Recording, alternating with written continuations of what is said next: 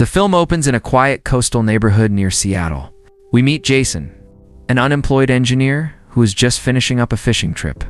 As a dark, ominous storm cloud begins moving in, he wisely decides to head home before the weather worsens. The local forecast predicts nothing more than heavy rain and possible coastal flooding. And everyone in the neighborhood goes about their day as usual, completely unaware of the nightmare that is about to unfold. Back at the house, Jason wakes his family with a sweet surprise: donuts for breakfast.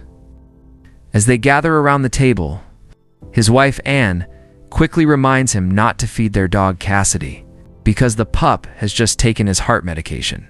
While they eat, their son Graham complains that the streaming service has stopped working. Jason playfully jokes that it's probably just because their house is getting old. Anne casually mentions she is ready to move whenever he is, but Jason insists they are all set after buying a couple of lottery tickets. Feeling bad, Anne apologizes, assuring him the burden isn't all on him. She then brings up that a repair guy is coming the next day to check the cracks in their chimney, according to him. The chimney is probably the only thing holding the entire house together, because the foundation is so weak. Suddenly, the kids beg Jason to take them out to buy a Christmas tree. Despite the pouring rain outside, Jason is reluctant at first, but Graham reminds him of a promise he made, and Jason eventually agrees. However, as the family gets ready to leave, they make a chilling discovery. None of the doors or windows will open. At first, they assume it's just a bizarre prank. But when they realize the Wi-Fi and cell service are also completely down, panic begins to set in. Jason throws his entire weight against the front door, only to be violently thrown backward by a mysterious force. Grabbing a long metal bar, he smashes one of the windows, revealing a strange, shimmering rain-like barrier covering the house. It becomes instantly clear they are completely trapped inside. Looking out, they soon discover the entire neighborhood is trapped in the exact same way. They spot their neighbor, Susan, returning from her morning run, and desperately begged her to get help. She promises to come back with assistance. As more neighbors appear at their own windows, everyone begins communicating through handwritten signs pressed against the glass, frantically trying to figure out what is happening. Some believe it's a government experiment, while others suspect aliens, but no one has any real answers. Trying to keep the kids calm, Jason and Anne pass the time by pointing out their neighbors, the Richardsons across the street.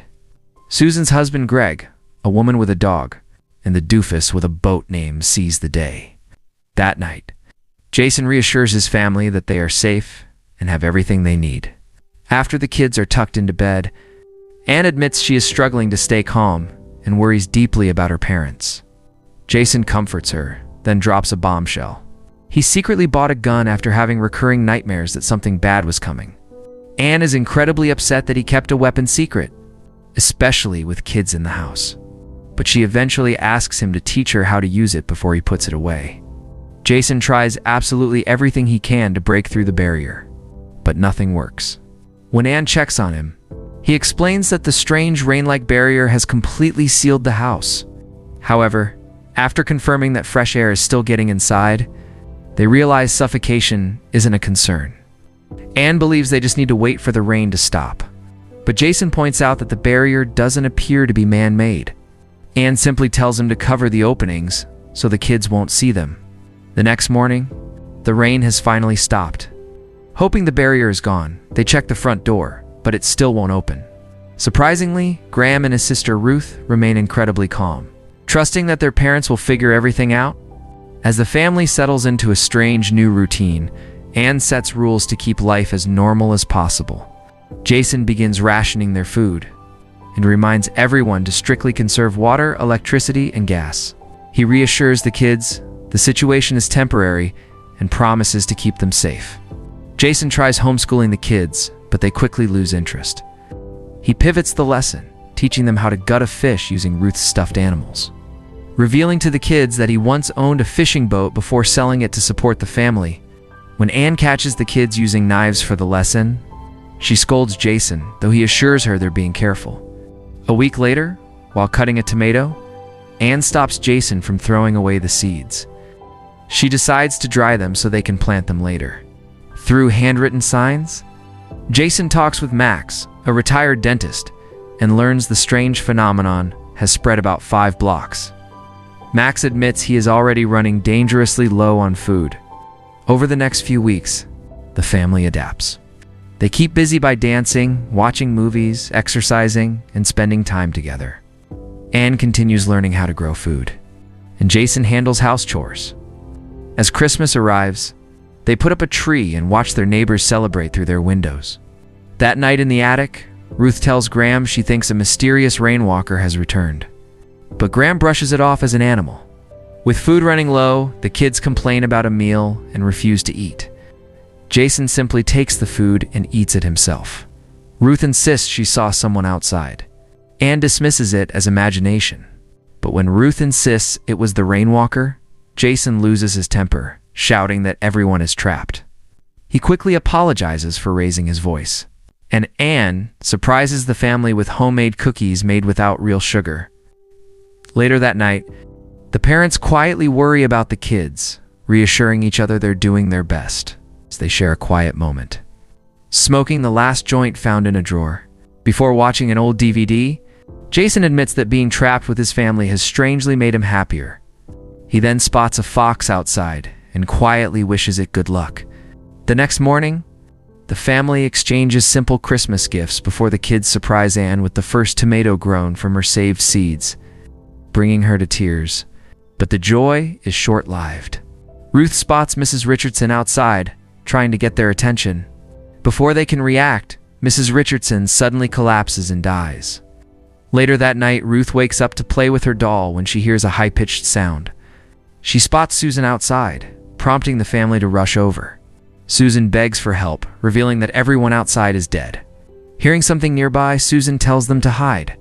An invisible force suddenly grabs her and drags her away as she screams, followed by a bright flash of light as she disappears. Jason sets strict new rules. Stay away from the windows when it rains, and keep the curtains closed. The next day, Jason starts a PE class. While Graham runs laps around the house, Ruth practices aerial silks. Suddenly, the chimney cap comes loose, revealing a narrow opening.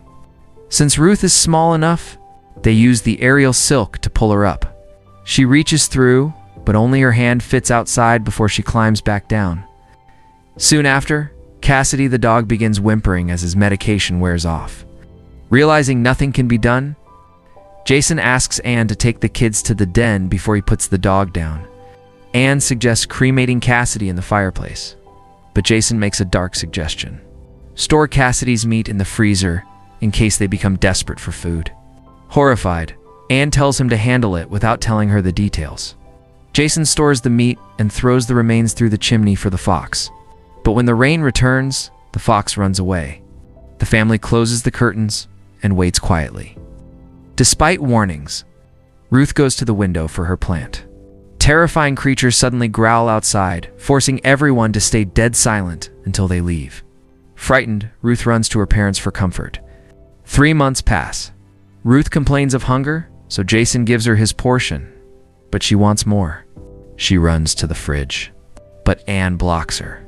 Jason says to let her see, and Ruth finds the fridge and cupboards completely empty. Heartbroken, she cries upstairs. Weak from hunger, Anne collapses, believing all hope is lost. Just then, Graham brings the aquarium fish and asks them to cook it, giving in a glimmer of hope. Jason realizes the dog meat left outside has attracted animals, so he sets traps. After many failures, he finally catches a squirrel, giving them their first decent meal in ages. Wanting a permanent solution, they turn part of the floor into a garden, make fertilizer, and set automatic traps. While neighbors outside starve, the family stays together. 5 years later, the electricity is finally gone. Graham and Ruth are fully grown. The neighborhood is silent, most neighbors gone. Jason hunts wild animals daily. As Anne cuts Jason's hair, she notes Graham is growing frustrated. Jason improves his traps so caught animals are pulled inside automatically. The endless rain causes the house to slowly sink. Jason shows the family he repaired their old car, but Graham calls it pointless since they can't leave. Jason argues the rain could stop someday, ending in an argument. Anne tells Jason he is too focused on survival and missing the kids growing up. Jason realizes she's right. Soon, another storm rolls in. The front door mysteriously opens, and a creature forces its way inside. Everyone hides. The freezing cold from its body instantly kills Anne's plants. She asks for the gun, but the creature hears something outside and leaves. Graham urges them to run, but Jason stops him as the door slams shut on its own. Ruth notices the water left behind is seawater. She theorizes the creatures are leviathans, krakens, or mermaid-sentient sea creatures, not aliens, which explains their control over water. Jason disagrees, stating the house is still their home. The salt water ruins the garden and drinking water.